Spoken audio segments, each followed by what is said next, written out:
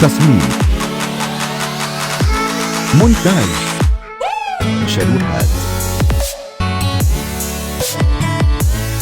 معلومات عامة على قناة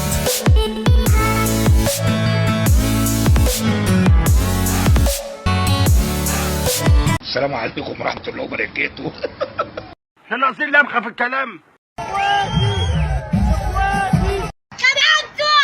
الله اكبر عليك، ايه الحلاوة دي؟